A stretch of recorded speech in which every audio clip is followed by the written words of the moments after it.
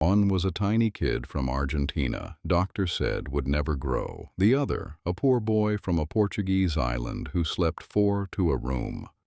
20 years later, they had traded a record number of the sport's biggest prizes between them and become the two richest athletes football has ever produced.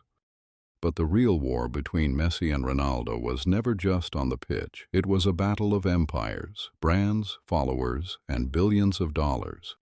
Two men, two empires. One question the world still argues about: who actually won?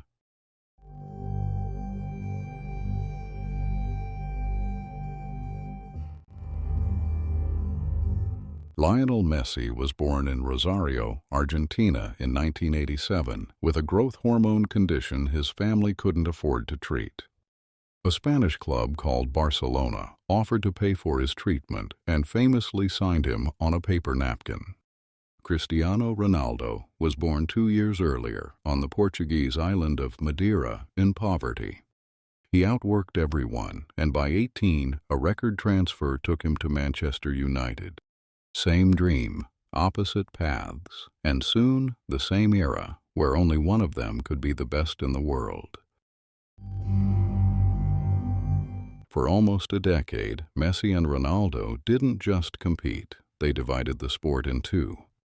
Between them, they won the Ballon d'Or, football's award for the best player on earth, a record number of times in a row. Every record one of them set, the other tried to break within months. It pushed both to numbers no one had ever seen. And the more they won, the more valuable they became, not to clubs, but to corporations. Off the pitch, the rivalry became a proxy war between two giants, Nike and Adidas. Ronaldo signed with Nike, reportedly one of the richest endorsement deals in sports history, said to be worth around $1 billion over his lifetime. Messi built his own empire with Adidas and turned his name into a brand worth a fortune of its own. These weren't just sponsorships. Each man had become a walking corporation, and the competition for who was worth more never stopped. Then came the platform that turned fame into a fortune all its own: social media.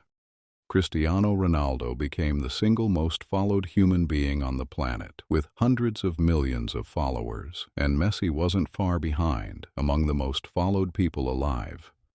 A single post from either man could reach more people than most television networks, and could be worth more than a year's salary for almost anyone watching. By the 2020s, the on-pitch rivalry was ending, but the money war reached its peak. Cristiano Ronaldo became the first footballer in history to earn over $1 billion in his career, then signed a deal in Saudi Arabia, reportedly worth around $200 million a year.